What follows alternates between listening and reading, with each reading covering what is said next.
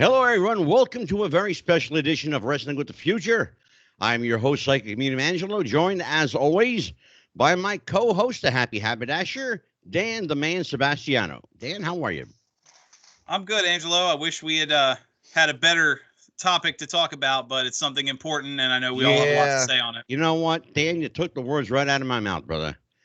It's unfortunate that the regular show we had scheduled for tonight had to be scrapped because this is breaking news, and we want to cover it while it's hot. It's the kind of news that you really don't want to cover, but in the interest of full disclosure, we must. Absolutely. Joining in this conversation is our friend, our team member, filmmaker, actor, writer, producer, director, winner of multiple cinematic awards around the country and internationally, Mike, the movie maker Messier. How are you, Mikey? I'm good, Angelo, and it's good to be here with you and Dan and our special guest. And like you guys said, we have a topic that we would be shirking our responsibility if we didn't address. And I've been talking about some of this in-ring stuff for years, but the outside of the ring atrocities are new to me. So I'm looking forward to this conversation, guys. Well, Mikey, our guest tonight has a little in common with you. He, too, is an actor. He is a professional commentator, announcer, play-by-play man, product spokesman, MMA artist, a mixed martial artist, boxer, wrestler. He is a professional bodybuilder. He has done it all. I call him the Ultraman, Mac Davis. Thank you very much. That's a lot to say. And how much of that's true, I don't know. But hey. Well, from what I read out of your bio, it's all true. Really good to be here. Hey, it's wrestling. It's all a work. Never let the truth get in the way of a good story. Right. Absolutely. Well, before we begin in depth in this conversation, I do have to take care of a little bit of housekeeping. I need to step out of character for a minute. Not that I'm ever in character, but for the sake of setting the record straight, there's a gentleman who I have disrespected and hurt, and I want him to watch this show if he hasn't already tuned in to watch it. His name is Benny Scala. I call him Scala from Ocala. Benny, if you're watching this, I treated you like crap, and I disrespected you and treated you like a piece of shit. And you are not. You are a fine gentleman. You're a good guy. I like having you on the show. I like having you as a part of our team. And if you can find it in your heart to forgive me for being an asshole, I would really like to have you back, and I will do so with open arms, no questions asked. So, if you're out there and you're watching this, I am sincere about having you back. You are a valued member of this team, and you've done much already that could not have been done by anyone else. So I'd like you to come back home. Papa Bear misses you.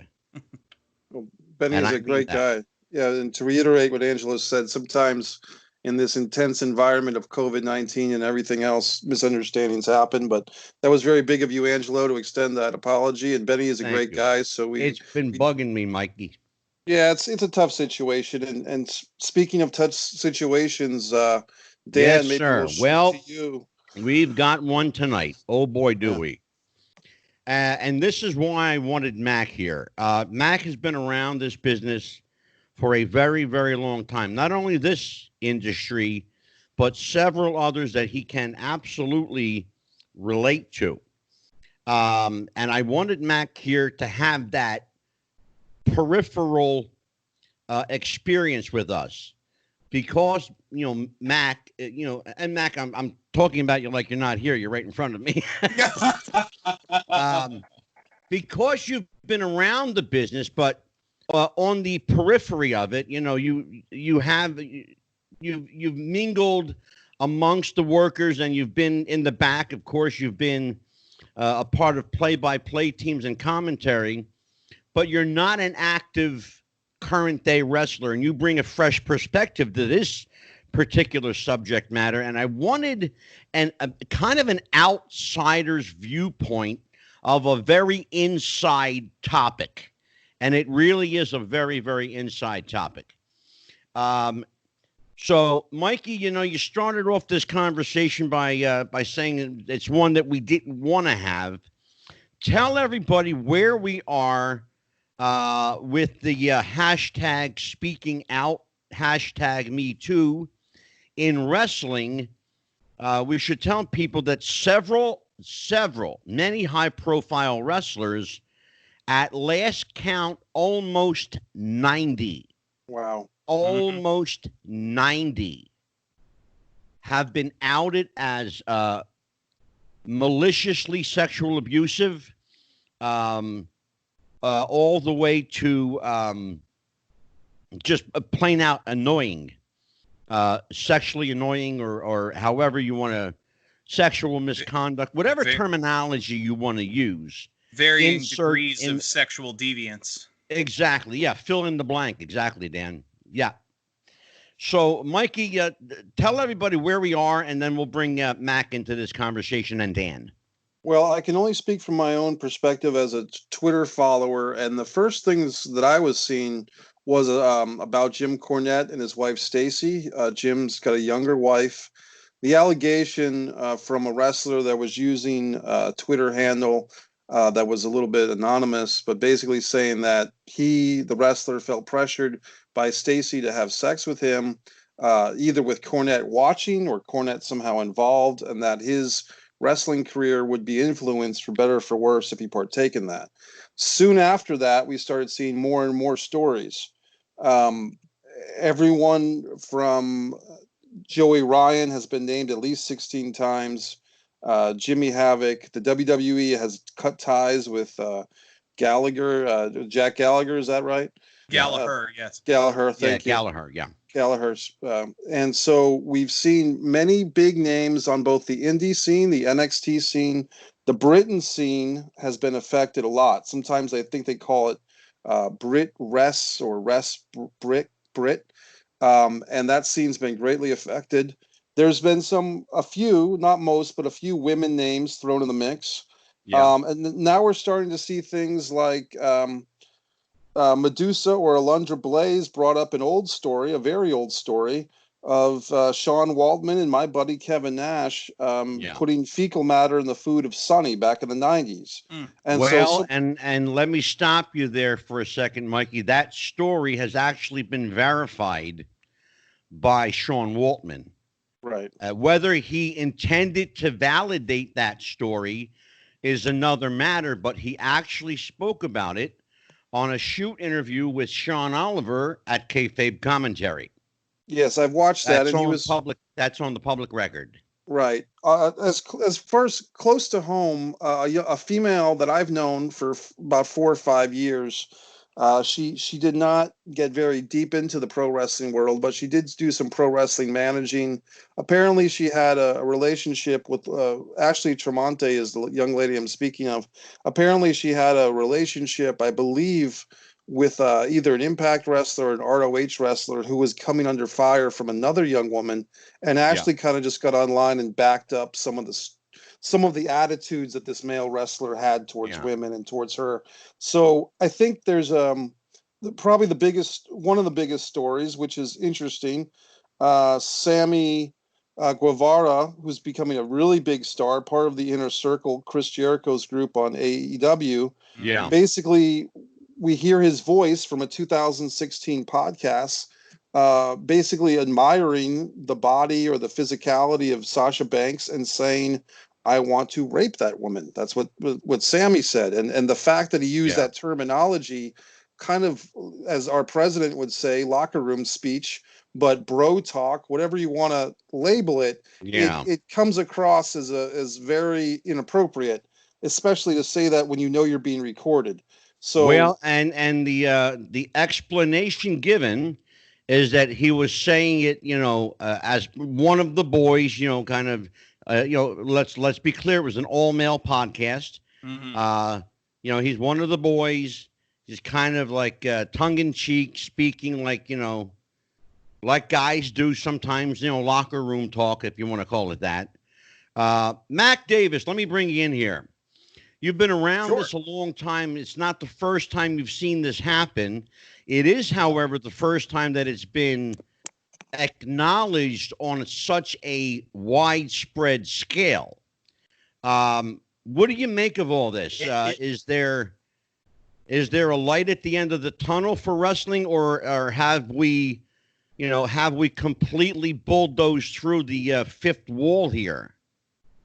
I think that problem, as you mentioned, has always been around in some form, fashion, or another.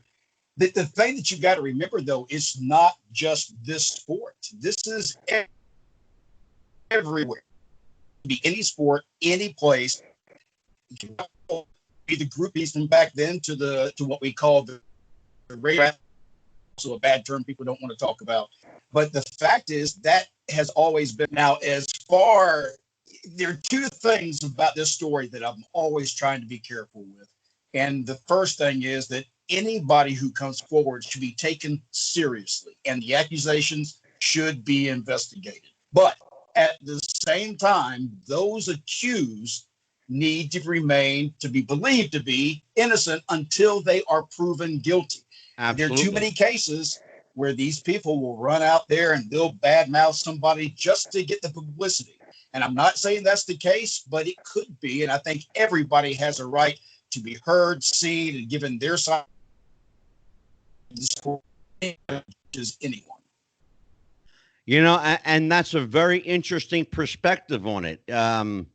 Dan, pick up where Mac left off and expand on that. Elaborate a little bit. It's the first time, as Mac pointed out, we've seen it to this extent. It's been around, as Mac pointed out. It's been around a long time. Yeah. Oh.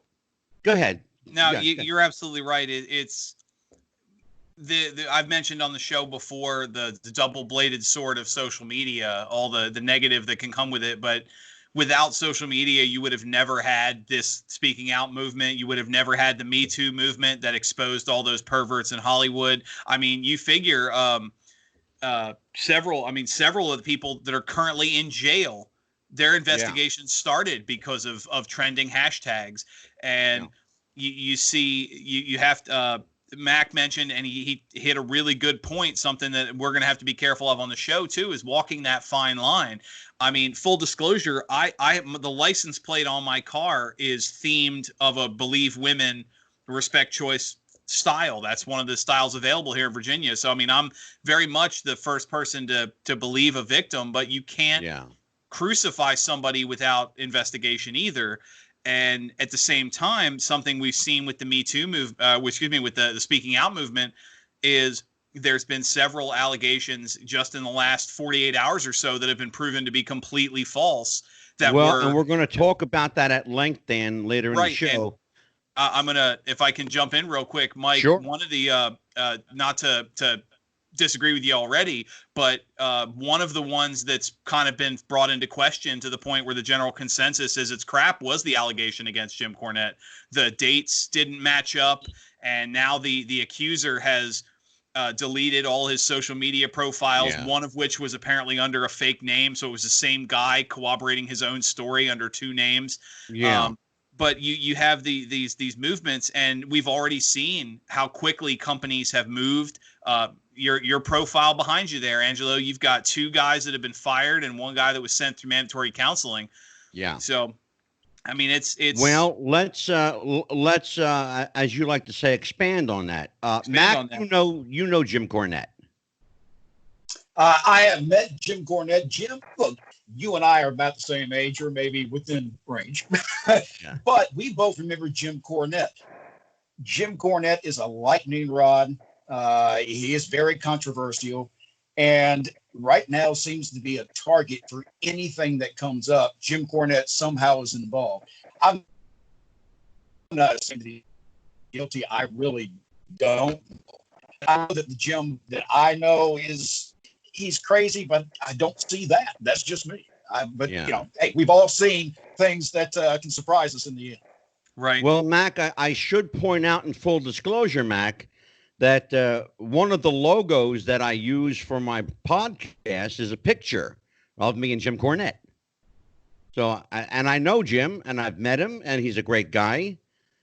He is, as you say, a lightning rod. Is he crazy? Yeah, crazy like a fox. He's a very smart guy. Correct. But something Yeah, happened let me recently. say one thing.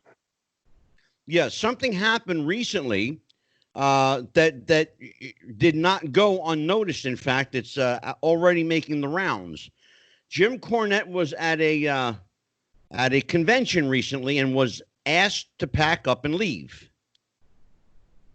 Security and the building owner actually came over to him, to his table, made him pack up all of his gimmicks, and escorted him out of the building with police escort.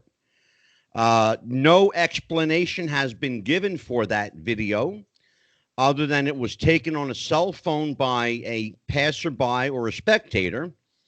Some people are speculating that this was the prelude to what we're talking about now. That has yet to be proven. As Mac said, he is innocent until proven guilty, as all of the individuals that we're speaking about.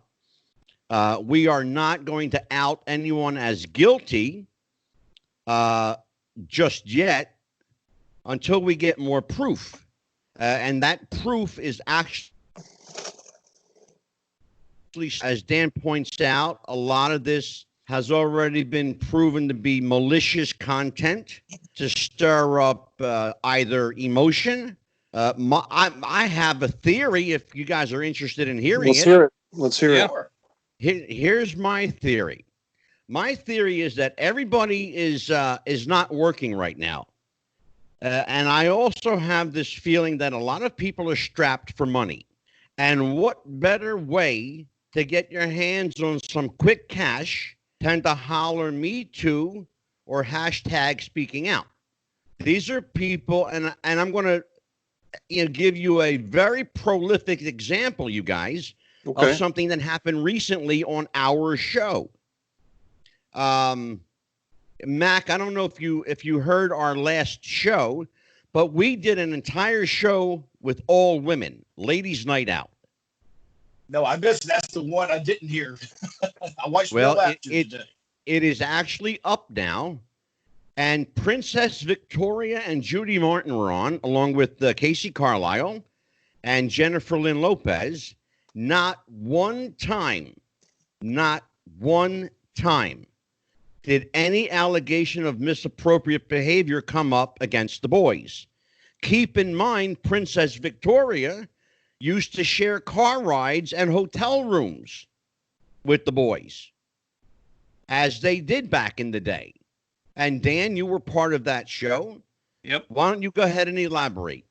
I think something that was touched on just a little bit is the evolution. We talked about the evolution of the business, obviously, with the car rides and the hotels. And I think something that was both a benefit and a curse for them at the time. She shared the story where Fabulous Moolah was taking her money, something that couldn't have happened today with direct deposit and the digital age and all that. If you listen to, you read through these speaking out and these allegations, an overwhelming majority of them involve digital technology, texts, Instagram, DMs. Absolutely. Judy Martin wouldn't have to worry about a wrestler sending her pictures or asking her for pictures on a cell phone. You didn't have that. Maybe you shared a Polaroid or two. I don't know. I was born in 1983, so that's a little before my time there. But you have, I think, a different atmosphere than you have now, and also in the digital age with information being so readily available. You want to hear something interesting, Dan? Yeah, you touched upon something. You touched upon something, and I want Mac to hear, and I'm sure Mikey already heard it. But the harassment. Listen to this one, Mac. The harassment that the women endured, both physical and sexual, were not from the men. It was from Moolah. From Moolah. Yeah, and the business, and this goes back to, again, any type of business, but in wrestling, in this case, there are men and there are women who will play the cards to benefit them. The women can be just as guilty as a man. And I think that even in those cases, men, if they say, hey, I had somebody's hands on me at one time, that's not unusual. It's not just one way. It goes both ways. But I do want to say, make sure that I get this out. But man or woman who has to use mental or physical force to make someone do something that they do not want to do is pathetic. And it should never, ever happen. Amen. I'm a father of 2 girls, 3 granddaughters, and the thought of that and somebody touching one of my kids when they don't want it, it would damn near make me kill somebody. I think it needs to be stopped. And I wouldn't want Mac Davis mad at me. I'll tell you what, if I could jump in here real quick, Mac, you actually touched on a really good point. Several big names in wrestling, including Keith Lee, the current NXT North American champion, have come out with their stories. And these are, 6'2", 6'3", 300 some pound men who, it's easy to kind of, I don't want to say, maybe this is the wrong choice of words, but it's easy to dismiss some of the smaller cruiserweight women as, oh, well, you were a target. But you have guys that could rip me apart and beat me to death with my own legs, being sexualized as victims. It's really important to not, let me rephrase that. It's really important to understand that this, like Mac touched on, was across the board. You had male victims, you had female victims, you had males that were accused and females that were accused. This is an atmospheric problem, not specifically one tied to just a specific group of people. And Dan, that's the one thing. It also does not have to be. I'm sorry. I was going to say it also does not have to be size in the cases of controlling people. It's the power that people have. Thank you. That can Exactly. Mac, you're exactly right. And that's where I was going to go here. This is the first time in a long time, actually, that you've heard allegations and accusations involving women as the aggressors, or as the proponents of this kind of behavior. Mike Messier, you've been sitting ominously quiet, but you've been squirming in your seat. Well, just so to jump clarify, in here. Just to clarify Dan's point, I wasn't accusing Jim Cornette myself. I was just sharing the information that I heard. Well, Right. it's That was out the there, Mikey, accusation. absolutely. Well, no, but my point is, I was not personally accusing Jim Cornette. No. And I was that. sharing the information of how I first heard about this. Sure. And just for the record, or what I was to complete the point about Sammy and AEW, Sammy Guevara, he has been suspended without pay from AEW. Yeah. And the money apparently AEW would pay him normally will be going to a Jacksonville women's shelter during his suspension. We don't know how long his suspension will be. And but here's a point that I brought up that people didn't seem to like on Facebook. Imagine that. Why are they suspending Sammy, one of their usual roster members, for inappropriate words and disrespectful words, when they have a convicted rapist, Mike Tyson, getting big money to be a special celebrity guest? And when someone can give me an answer to that question, I'd like to hear it from AEW. Well, I'll tell you the answer, Mike, if Sure. you're interested. Well, it's money, but what do you have? Yeah. Well, there's your answer. Yeah. There's your answer. Right. Let me say something about Sammy Guevara too.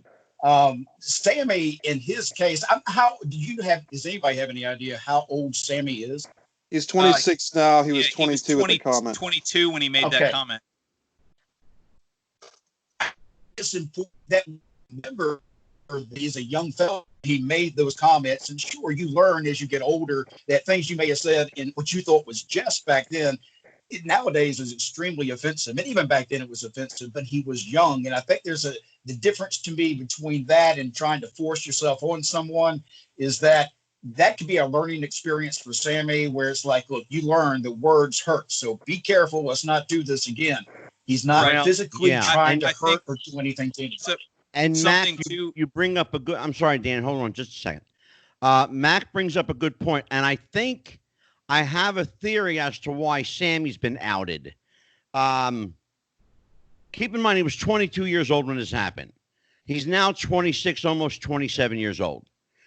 Somebody didn't have to look very long or very hard to find that recording.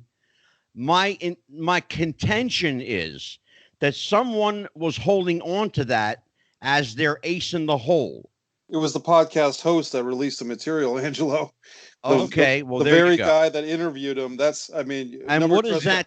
What does that tell you? The It tells podcast me. host is a bit of a scumbag himself. It tells me somebody's holding out for a payday. Yeah, I think That's it's what important. It tells me. It's important to note as you mentioned many times on the program, Angelo, in the course of full disclosure, his comments, Sammy Guevara's comments, were directed towards Sasha Banks. Sasha Banks has released a statement saying that her and Sammy talked about it. He apologized. She appears to have accepted it, and it's kind of it was a shitty thing to do, but she doesn't want to see his career destroyed over something in the same category as a physical rapist.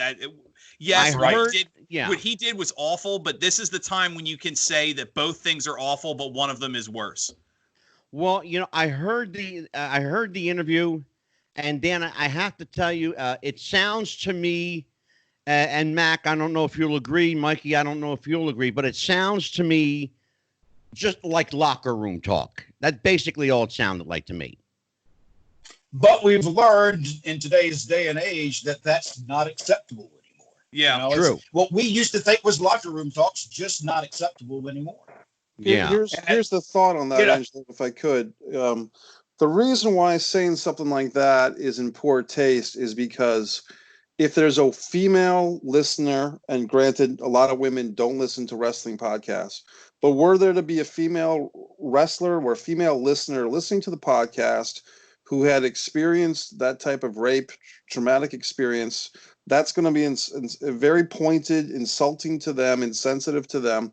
And beyond that, in the bigger picture, if we just toss around words like, I want to rape that woman, as just a casual thing to say, that's a really bad choice of words too, Mike. Yes. Really bad choice of words. Those were Sammy's words. Yeah, so I know. It's disgusting. Right. Well, the point I'm making is that if those words become casual and just flippant, then the idea is that the attitude of sexual misconduct, rape in this instance, becomes casual. So if words matter, there used to be a public service announcement, words hit hard as a fist, if you guys remember that one. And in this case, I don't think I think Sammy was basically admiring her as a beautiful woman, but his way that he kind of casually stated that on a recorded session that he knew about. Unlike our president, who didn't know he was being recorded, Sammy knew he was being recorded. It goes to a different issue of mentality. And look, Sammy speaking is a lot less worse than some of these other accusations that are being thrown around. Yeah, and we also have to remember, though, Mikey and Dan and Mac, that the wrestling business has for years, and Mac, because you and I go back a long time, the wrestling business has for years sexualized women. Mm-hmm. They did it then, they do it now. If they didn't, you wouldn't see the ring gear that you see now. They may as well just come out in a thong and a T-top. It's maybe funny is not the right word, but it's funny you mention that because I've seen several of the current wrestlers that have in their statements and the Twitterverse that's out there referencing the speaking out movement talked about the Attitude Era and pictures of, kiss my ass and pudding matches and all this shit. And that was the wrestling these kids I hate to say kids, but these kids grew up watching when they decided they wanted to be wrestlers. That was the way wrestling treated women on television for them. And I'm not excusing any of this behavior or defending it, but I'm saying a lot of these wrestlers have said very much what you did is like Max said, well, what do you expect to come out of this? In some cases, when that's what they expected going in, and that's how wrestling is going to treat women. It's kind of they're eating themselves here. Mac, Vince McMahon, a grown man, dropped his pants and had grown men kiss his bare ass on television. What's more blatantly sexual than that? Well, first of all, I was highly offended as a wrestling fan from the old days when that kind of stuff happens on TV. But yeah, the sexualization of women in wrestling has, for as long as I can remember, has always been there in some form, fashion, or another. You had Baby Doll and Missy Hyatt; they were all, hot little things in their days, and Sure. and they were used in ways that you probably wouldn't now. Remember though, back to the pre-social days and social media days, because that wasn't that long ago. When I was wrestling, we didn't have social media. Now we have it, and it's everywhere. And I think that I got lost all of a sudden. But I just don't think that portraying women in wrestling the way they do is not justification for the things that happen. That may be the promotion, and maybe they've agreed to wear these outfits, but I don't care how skimpy that outfit is. I don't care what my daughter is wearing. If you find it somehow sexually attractive, it doesn't mean reach out and put your hands on it. And that's Exactly. just how I feel. Absolutely. Exactly. Go ahead, Dan. Yeah, I think Mac couldn't have said it any better. And that's the point I was trying to make is some of these people are talking about using what they grew up watching as an excuse. I grew up, well, I shouldn't say grew up, I'm a little older than that, but I remember watching the transition from your Miss Elizabeths to your Sunnies with the role that women played in wrestling. And I would never have dreamed about that. And I think something that's really important, you talk about kids, Mac, you mentioned your daughters a few times, and a large number, maybe not a majority, but a significant number of the accusations, including against several of the people that have been fired, came from minors. Pictures of text messages, pictures of Instagram messages. These are wrestlers who, and I know, Angelo, you said we're not going to out anybody as guilty, but when there's evidence or these people have admitted they've done it, I think you can. These were people who knew this girl they were talking to was 13, 14, 15 years old. Absolutely. And they're still sending those pictures. They're still asking for those pictures. It's somewhere in this environment was lost, not just the respect of women as a group or men as a group in some cases too, but also the sense of the minor. And that's, I think, something that deserves its own conversation. Well, I got news for you, Dan. If you've got names of these people, I will go Chris Hansen on them, balls to the walls. Well, I'll out them right now. If you got names, I want to hear them. I mean, I can go ahead, Mike. There was a talent, folks, and I didn't watch Monday Night Raw in live time, but I skimmed through it, and there was a talent that showed up in the main event, Austin Theory. And he is a talent who has been named and accused. We do not know if Austin Theory is guilty of anything, but to Dan's point, Austin Theory was in the main event segment of Raw, not the match. He came out to help Seth Rollins along with Buddy Murphy. Mm-hmm. And today I'm looking at social media, and there's a 13-year-old girl, or she was 13 at the time of these photographs. She's making accusations. We don't know if he's guilty of anything. We don't know where that story stands. But if you wanted a name of someone accused but not proven to be guilty or innocent, there you go. And it's the thing that's really tough, guys, is if this were one or two cases, then we could have a conversation about it. When it's so overwhelming, like you said, Angelo, at the top, I thought you were going to say 40 or 50 names. When you said 90 names, that was twice the amount that I thought of. And that's all within the last. The count right now is 88 names. Mm-hmm.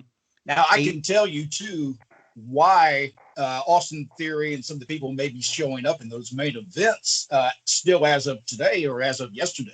And that's because they're still innocent until they're proven guilty. And, you can't just say, okay, well, take him off the air. He's got accusations. Yeah. They would take the entire roster off the air if they had to do that. Exactly. I'm sure at some point they'd have to get rid of everything.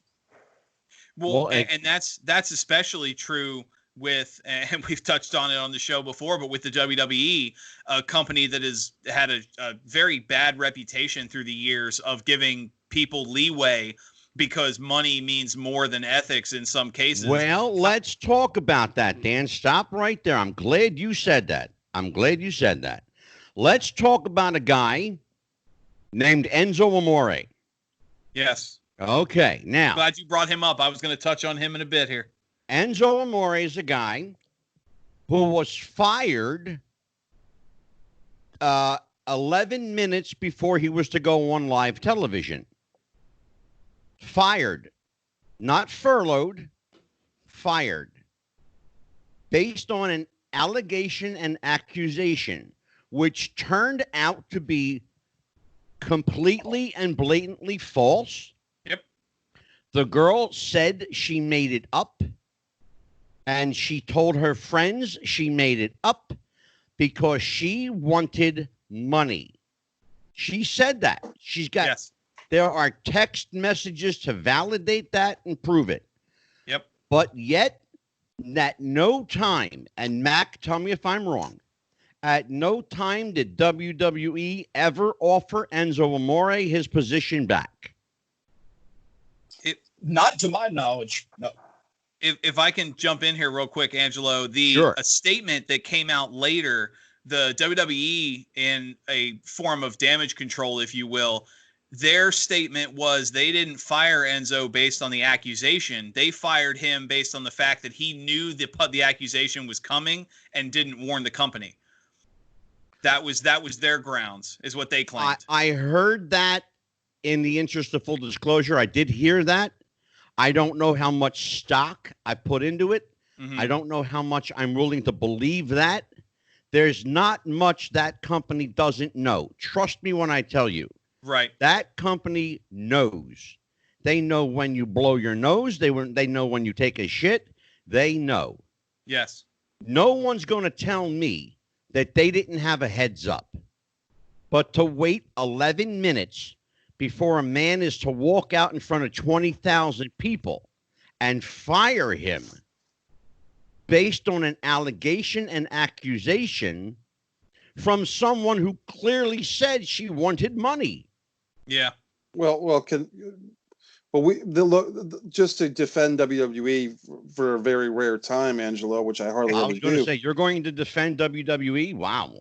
Yeah, because that was the night of Raw 25th anniversary show. Exactly. They had two locations in New York City. Enzo was scheduled for a series of running jokes with, I guess, the cruiserweight title that he held at the time, or the 205 Live title. And basically, it was the height of the Me Too movement. At that point, everybody accused was guilty until proven innocent in the court of public opinion, at least. Of course. And the WWE, there had been reported that Enzo had troubles with people in the WWE already before that, getting kicked off a bus by Roman Reigns and so forth. So it's possible they were looking. Well, let's be honest, Mikey. He wasn't willing to shut his mouth. They were looking for an excuse to get rid of him, and that situation gave them the excuse. They don't like people who have independent thought. Well, if you don't think like them, you're out, brother. I got news for you. I do want to take the other side of a point you made, Angelo. I think it's important that you said something to the effect of that some of these people who are making these accusations might be looking for money. But I guess I would counter with, who's paying them? Where would the money come from? If they're looking for a payoff or a payday, who do you think is paying them if they're not going to the court of law for a civil trial? Go ahead, Mac.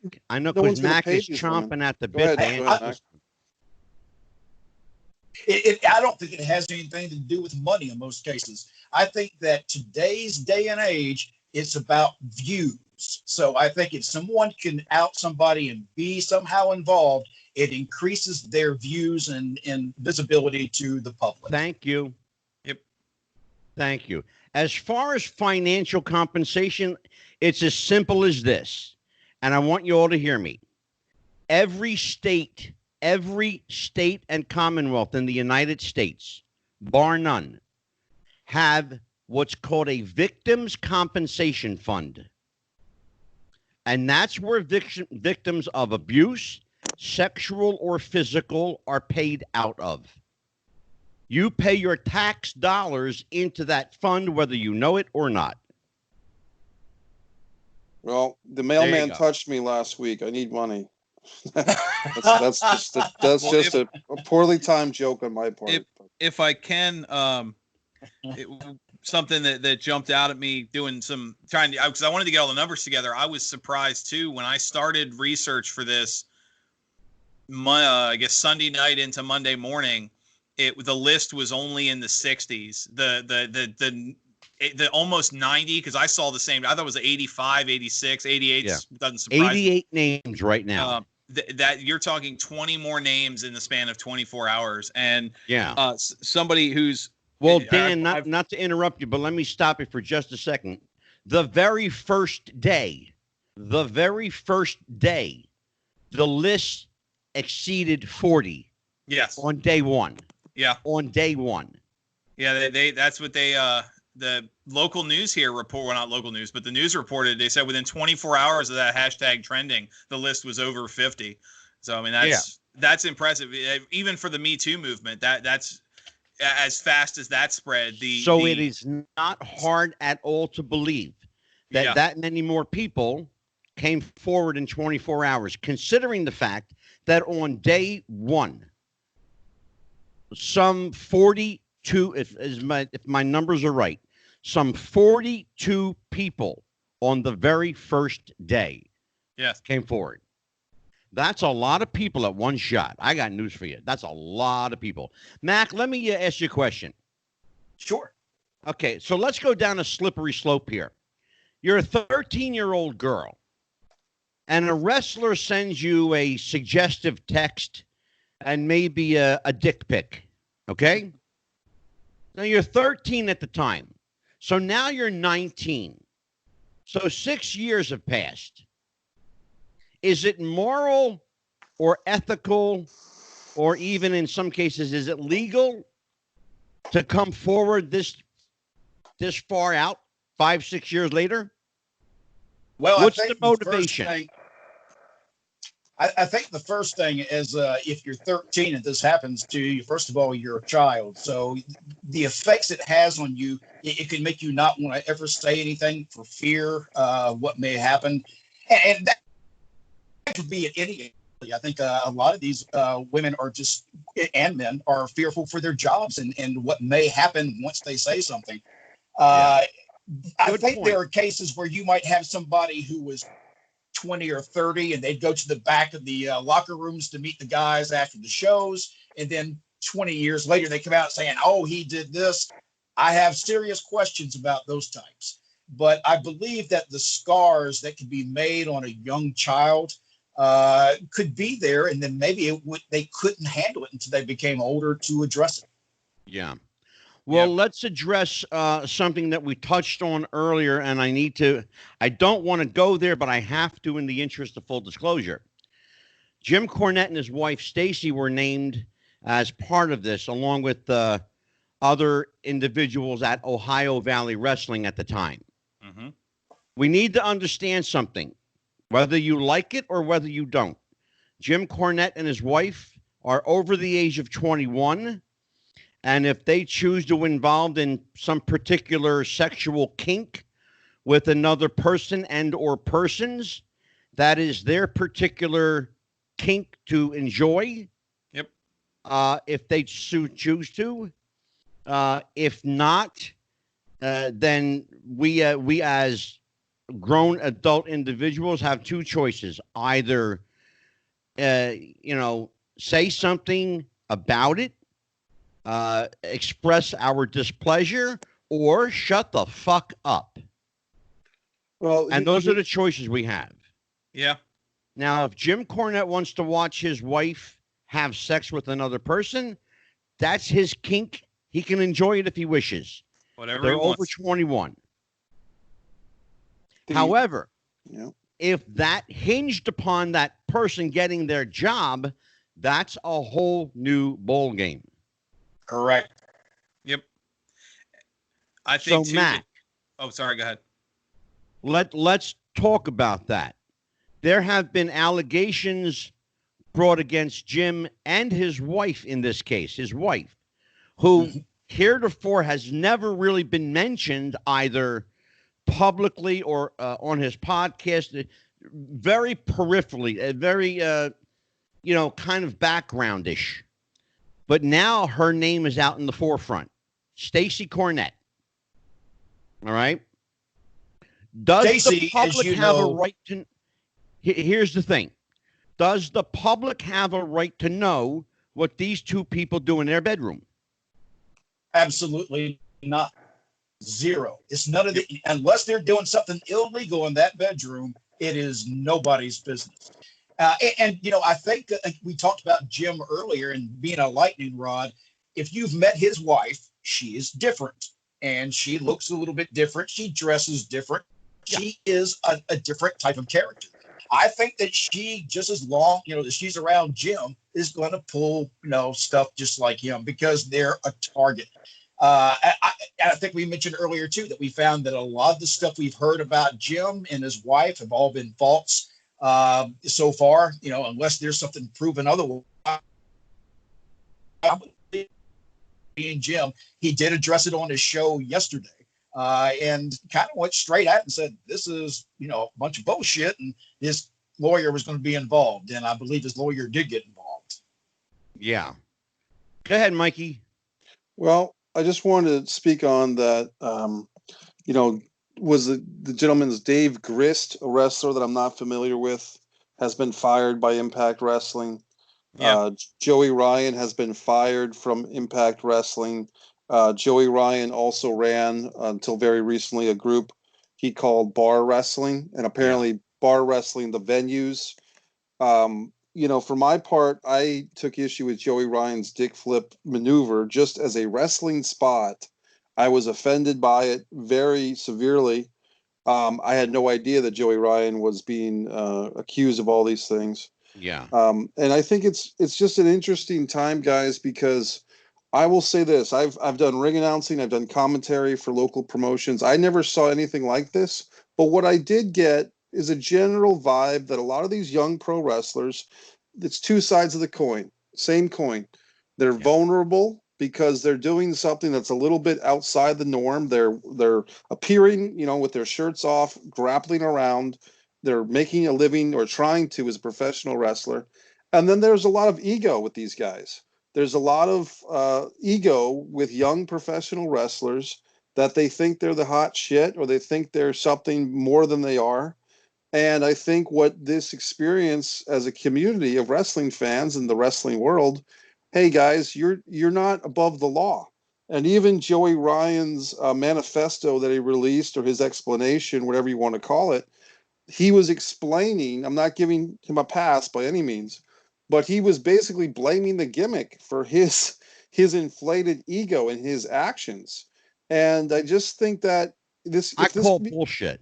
Well, I'm just saying that the ego and the vulnerability of these guys is something that needs to be examined. And maybe when they have these performance centers and they have all these wrestling schools, maybe guys who are pretty grounded, like an Al Snow, at least he seems to be grounded from everything I've seen from him. Yeah. Maybe they can start introducing, how do you deal with fans? How do you deal with women fans? Well, that, my friend, is an excellent segue. What's the difference? And I want everybody's opinion on this one. What's the difference between a wrestler grabbing Joey Ryan's junk in the ring and a fan grabbing Joey Ryan's junk outside the ring? He charged you $35 for a photograph to do it outside the ring, from what I understand. And Mike, you're absolutely right. The difference is money. Yeah, who like I said before we started recording, who would have thought a guy whose entire gimmick is getting people to touch his penis against their will would turn out to be a sex fiend? Well, you know what? Here's the thing. And here's the bottom line on it, guys. It's real simple. When you can't work, you go for the cheap pop. Yeah. It's that simple. It's really that simple. When you cannot work and you have no foreseeable talent or skills to apply, you go for the cheap pop. So why not? A dick flip will do one thing. It'll get people talking. That's all it'll do. Yeah. Will it get you over? No. Will it get your junk over? No. Mac, you're chomping at it. Go for it, brother. I was just going to say, but it does save your body from a lot of abuse. So Yeah, because because you don't have to work. The only thing he's doing is got somebody grabbing his junk. You know, hey. Yeah, well, you know what, Mac? You don't have to work. That's the thing. No, and you know that really is, and you brought this up, but in a lot of characters in wrestling are characters for a moment, characters for a storyline. I grew up with storylines where you could carry that character through many different metamorphosis. It's getting late. Metamorphosis. They can change, you know, and I don't see that out of him. So there's a lot of characters just they need to get away from that and get back into and quit the cheap pops. Yeah. Go ahead, Dan.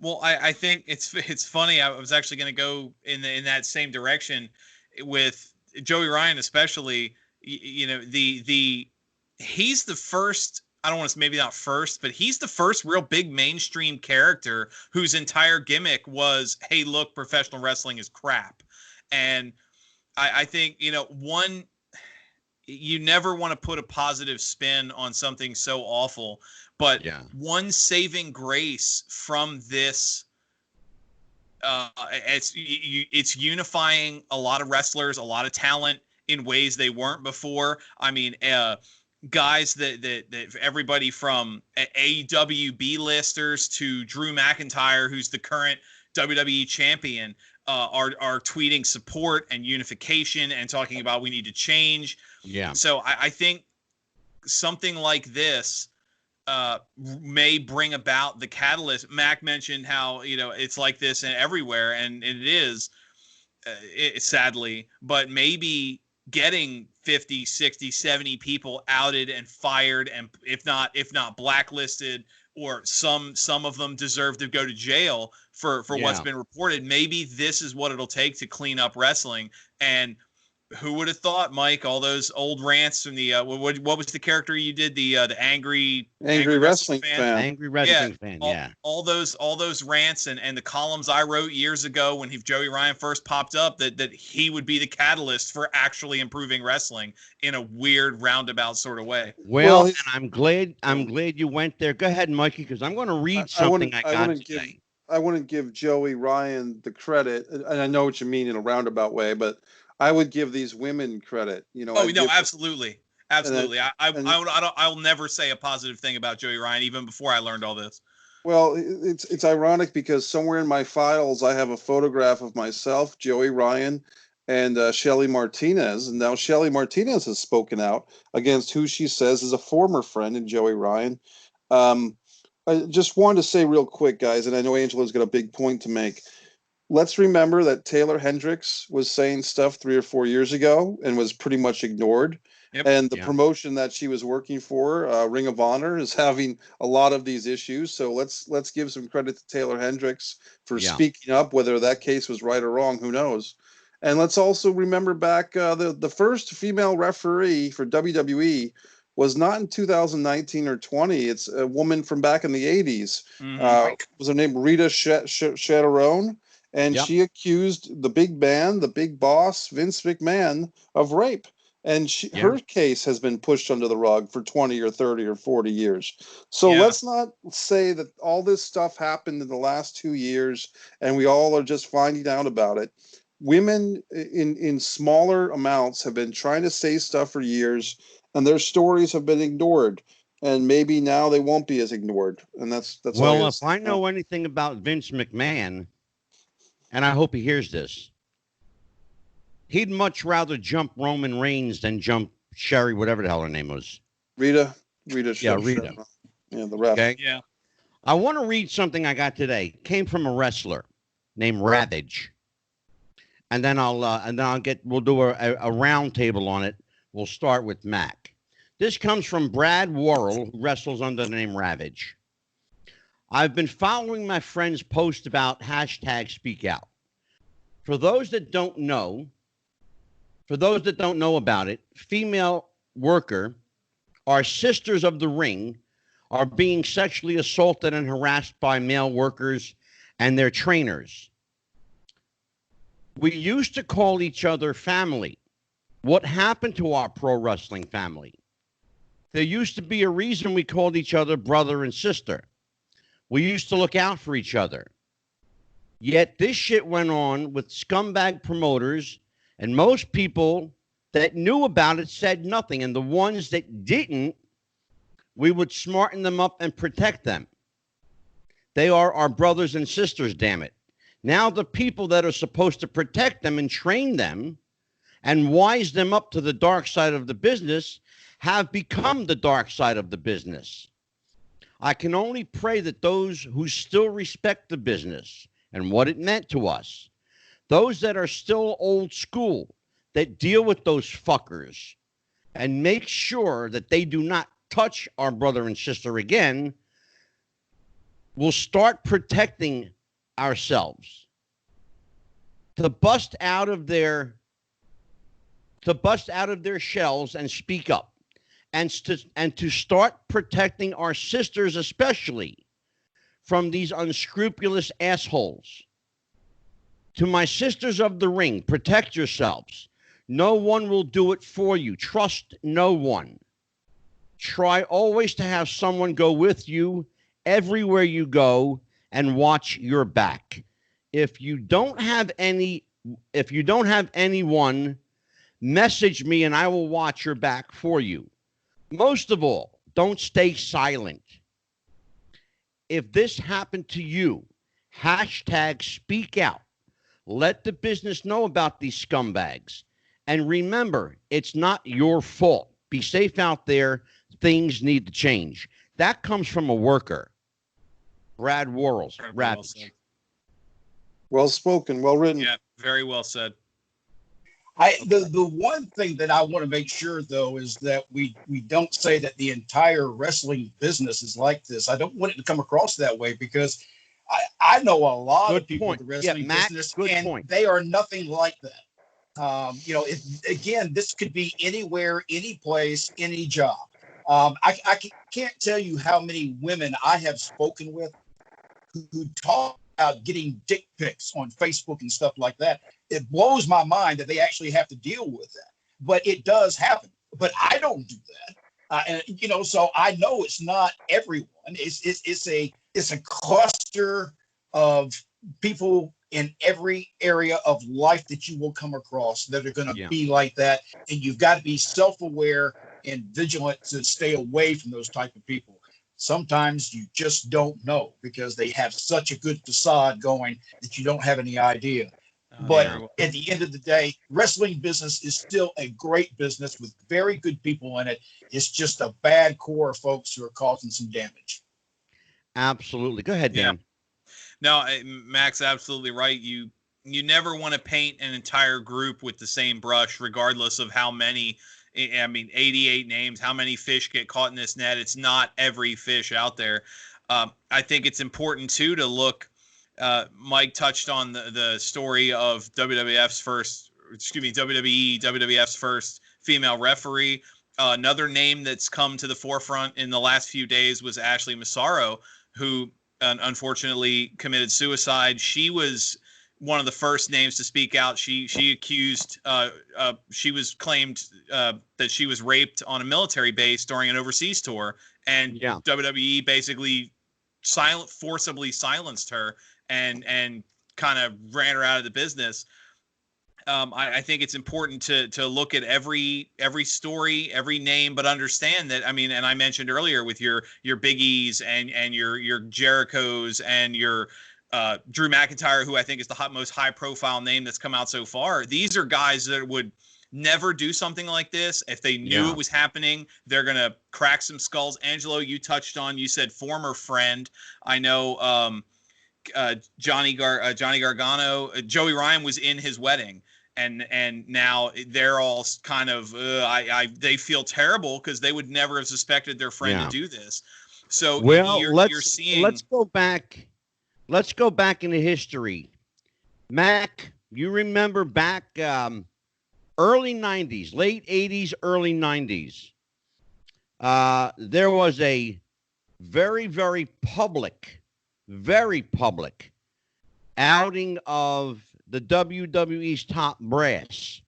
A ring announcer, Mel Phillips, Pat Patterson, an announcer who most people never heard of because his career was squashed, named Tom Andrew. You also all know the name Barry O. Yeah. Okay. Now, these are guys, what do they all have in common? They all directly accused either Vince McMahon personally and or Pat Patterson or Mel Phillips of sexual advances to keep their jobs. In every case, these people were let go unceremoniously. Felonious charges were made against them that had nothing to do with the original allegations because they, of course, had, they being the WWF at the time, had to smoke screen it to make themselves look good. Well, these are just disgruntled employees trying to get back at us. Mac, you remember that time in history? Let's talk about that, my friend. I do vaguely. I remember it, the Ring Boy scandal, I think is what they may have called it. Exactly. They sure did. And that was, again, goes back to the fact that it happened even way back then. And it wasn't female related, it was male related. And that's that is exactly the point I'm making. Go ahead, Mac. Yes. Yes. And I was going to say, this business, you have to remember, goes back to guys wrestling basically in their underwear. So, you know, you get those derelicts even way back then who thought they could take advantage of people while they were in the ring. The difference is back in the old days, if you tried to take advantage of somebody in the ring, you would have walked out of the ring. I think that the back in those days, you would have had your ass handed to you pretty quickly. Right. Yeah. Now, Dan. Yes. Given what Mac just said, and you heard every word he said, given what he just said, how would the ring, when you're a historian, yes, that's why you're here, how would that Ring Boy scandal play out today in 2020? Oh, I think walk me through that. The way it would have happened, you would have had somebody, I mean, it most likely would not have been a backstage conversation. Hypothetically speaking, somebody would have come out with the text exchange between himself and say, I'm sorry to use his name because I was a fan as a kid, but somebody like, say, Pat Patterson, they would post a picture. Here's some text messages. Here's a dick pic that Pat Patterson sent me. I was 18, 19 years old, just getting into the business.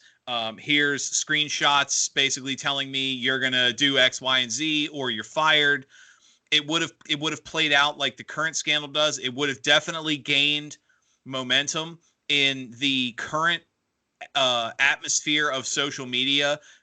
These kind of offenses, especially. Let me ask you a question, Dan. Yes. Is it fair to say that there would have been almost instantaneous proof? Yes, absolutely. That goes to what I was speaking of at the beginning of the show, the double-bladed sword of social media. People can get these. Mac mentioned, and he's right. The numerous women that complain. I have all kinds of female friends. I don't think I have one that hasn't gotten at least one unsolicited picture. That would never have happened without the social media age. But at the same time, now every one of those women has proof. I mean, how many famous celebrities have been outed because of messages they sent? You would have had the instantaneous proof, and also something to mention because of the nature of it, as Max said, the Ring Boy scandal. He's absolutely right. That's what it was called.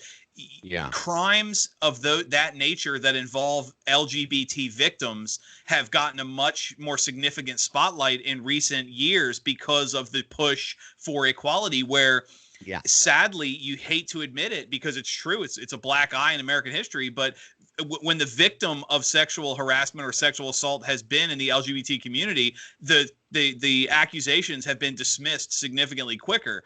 I think in today's atmosphere, a younger boy or a young man coming forward saying he was sexually assaulted, sexually harassed by a man 10, 20, 30 years older than he was would have gotten the attention.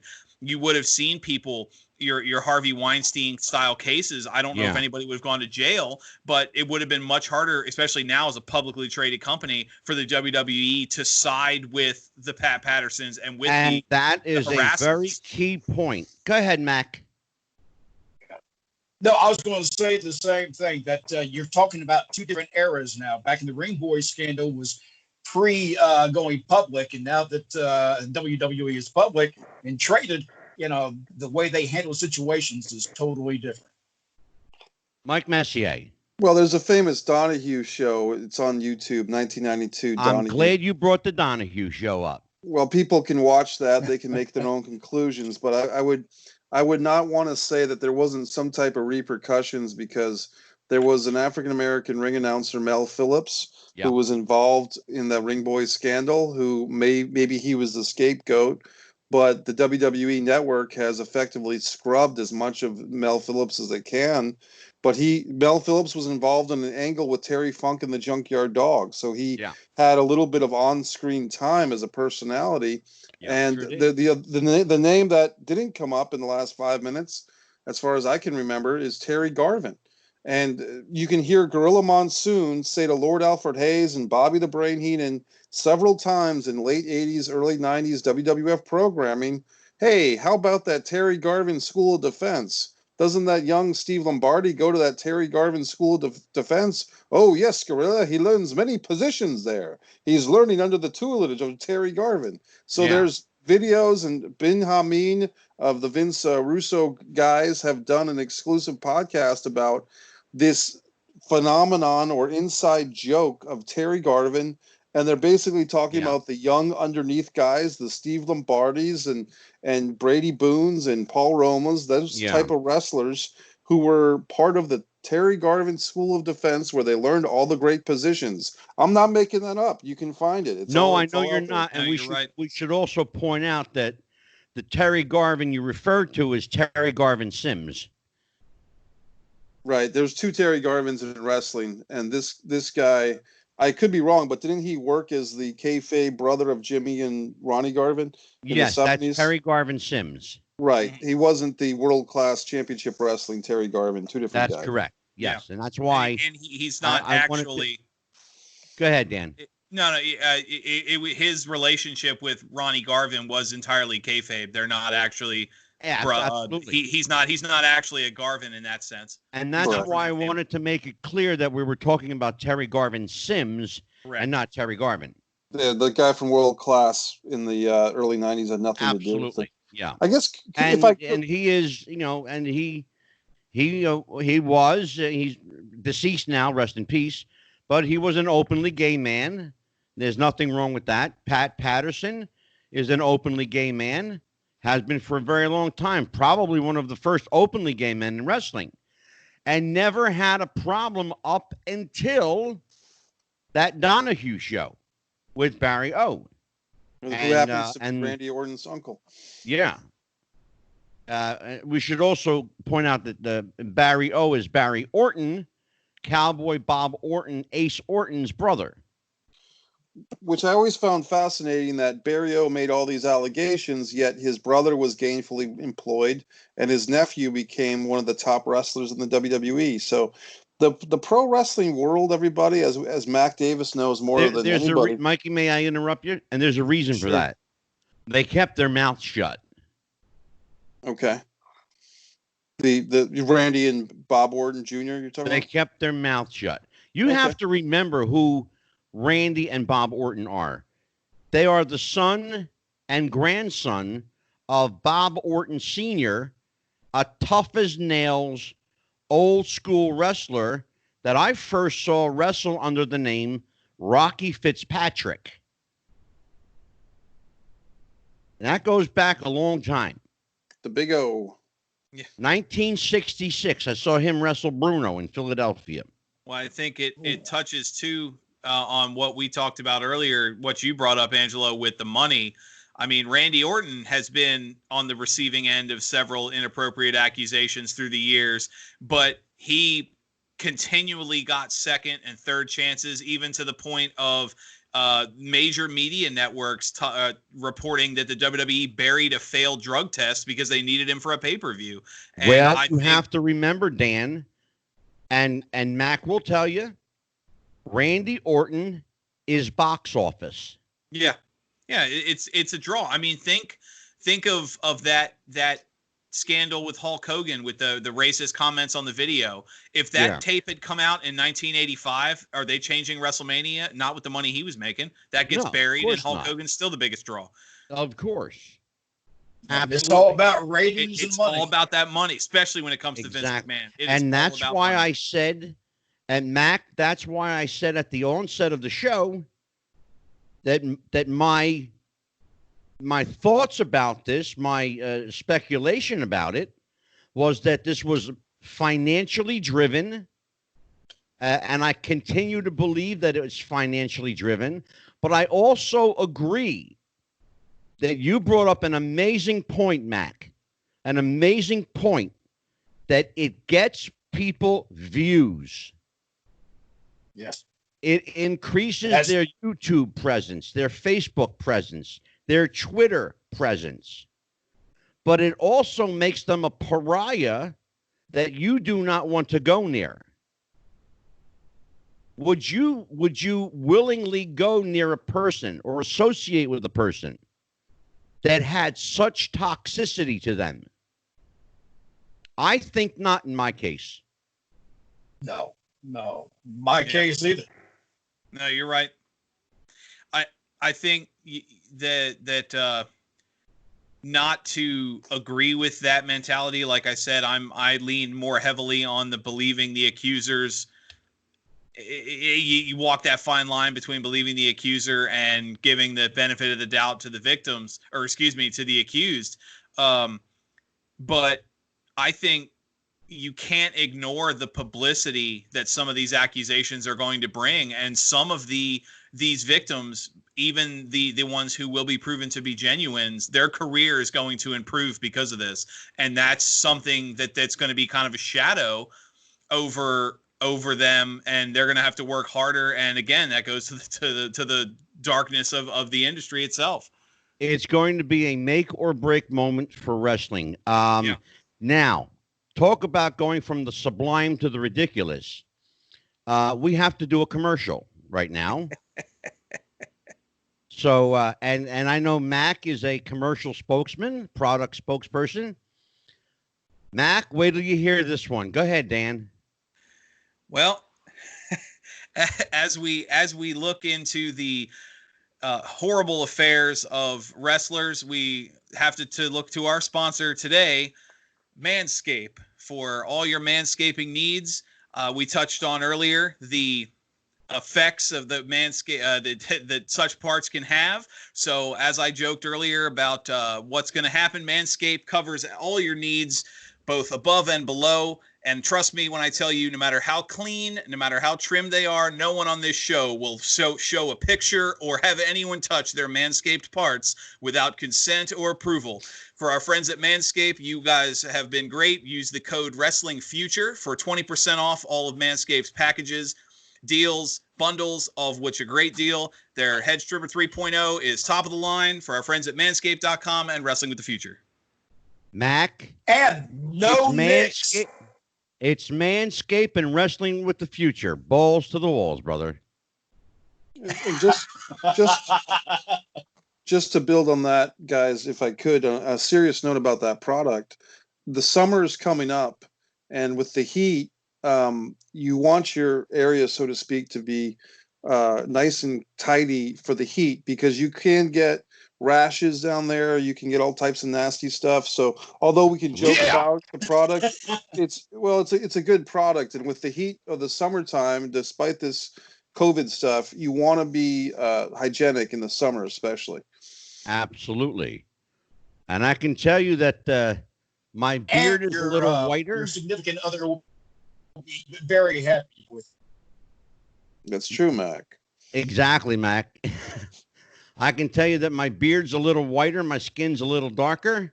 I've been spending a lot of time out in the sun, and I truly appreciate my Manscaped lawn at the moment. There you go. I will tell you that. Sounds like I need to check out Manscaped. They got a website? Manscaped.com. Like I said, it's www.manscaped.com. They sell packages, bundles, accessories. The current product. Like I said, for any purchase, use the promo code Wrestling Future. You'll receive 20% off your purchase. They have a lot of bundle and starter deals that are great deals by themselves, but tack an extra 20% off and you can't beat it. Yeah, I'll be honest with you. All this joking and everything else, I seriously love this product, know this product, and it works great. Tried other things, and I'm telling you, there are no nicks with Manscaped. That's the honest truth. And I will vouch for that, and I'll validate that. One of the reasons I wanted Manscaped is because, quite frankly, I used the product. There you go. That's right. And thanks to Mike Messier, we got Manscaped as a sponsor. Well, it's a good company. You know, I had the product myself, and I actually lost the AC outlet. So that's how I got in touch with them, because I asked for how much would it cost me to get a charger, and they sent one to me for free. That led us to the sponsorship.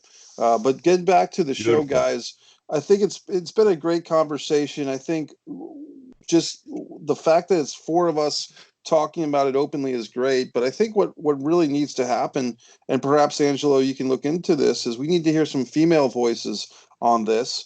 And I do want to say one thing, though, that you talked about the Ladies of Wrestling episode.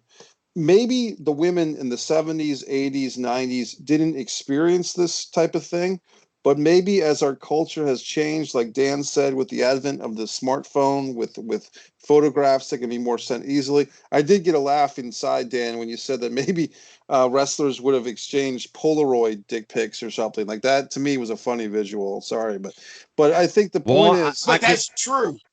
Here's a Polaroid pose. But I can tell you the show that Dan and I did with Judy Martin, Princess Victoria, Casey Carlisle, and Jennifer Lynn Lopez was candid. Don't forget Gremlina's running. Oh, and Gremlina. Well, I can tell you, I know personally two of these women. And I know that Casey Carlisle and Jennifer Lynn Lopez, on occasion, have actually changed in the men's locker room and have never, not one time, never been assaulted, commented on, approached for anything sexual. They are, quote, one of the boys, and that's the highest compliment you can have if you're a female wrestler. And in fact, Princess Victoria said that. Mm-hmm. Remember that, Dan? I do. Well, in their defense too, any of the boys tried something and they would be in a world of hurt. So absolutely, I don't think we've ever had two guests on that could have handled themselves that way.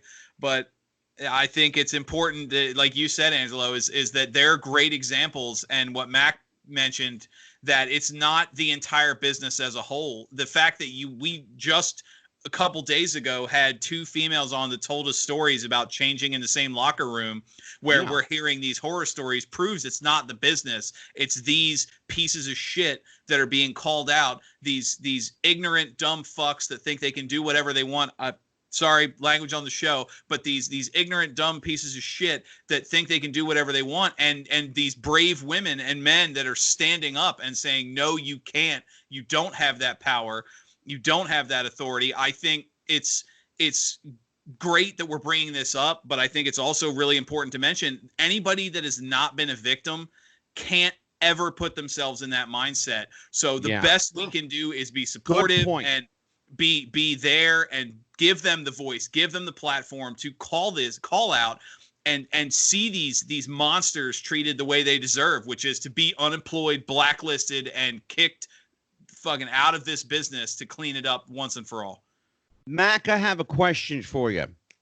Okay. Since you and I are the two old farts on the panel tonight, is this collectively our fault as a society for praising these guys, for putting them on this pedestal? Have we entitled them? No, I think it goes back to, I think it goes down the parent. can blame it on a wrestler, we can blame it on the industry, whatever. But at the end of the day, how were you raised? If you were raised to treat women with respect and treat other people with the same type of treatment you'd like to have, we probably wouldn't be having this discussion right now. Right. I think it has more to do with the fault of the parenting and the person themselves for a failure to grow up and be an active citizen of community that we can trust to be in our communities. Absolutely. I concur wholeheartedly, my friend. I really do. Well, I'm going to tell you what, guys, that was the fastest hour and a half we've ever done. Mike Messier, why don't we start with you, Mikey, and let's go around and give your plugs. Where can people find you? How can they get a hold of you to direct their next film, to appear at their next film festival, to have you referee or ring announce? I'm going to start officiating weddings pretty soon, but there you go. One thing I just want to say real quick is remember that just because the ladies the other night had never experienced anything like that doesn't mean that doesn't invalidate these other ladies' claims. Just to be clear from my perspective. So thank you. MikeMessier.com for all your Mike Messier needs, wants, desires. The opinionated wrestling fan, Mikey Messier on Twitter, Facebook, Mike Messier. For filmmakers out there, Avalonia Festival, that's AVALONIA Festival, is on Film Freeway, and we're still accepting films. In fact, we have a pro wrestling category for films. So everyone check that out. And like Dan, so give credit to Dan there for that nice speech. The whole industry can survive this, but people are going to have to just be better about doing things, and I hope that it does. And by the way, Mikey, I know a really good actor sitting next to you here, Mac Davis. He's a hell of an actor. I've seen his work. I actually saw your demo reel, brother. You don't know that, but I did. Oh, did you? Yeah. Cool. I've seen his demo reel. He's got a great demo reel, Mikey. I'll be happy to look at it. Thank you. Mac, go to you next, Mac. Where can people find you, book you, contact you, be your buddy? You can find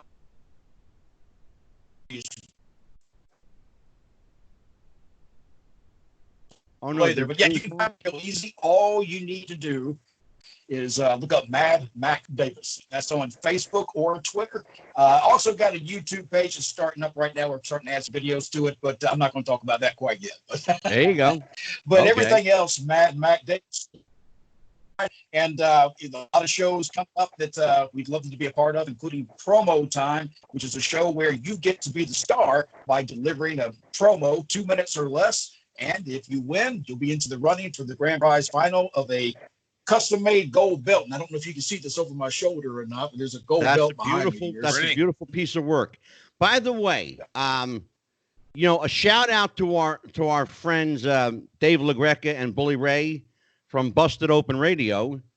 I want to nominate Mad Mac Davis for Get Yourself Over Monday. And thank you. Quite welcome. And Mac, so you've got to. I'm going to give you a little extra airtime. This is your shot to get yourself over. So go ahead.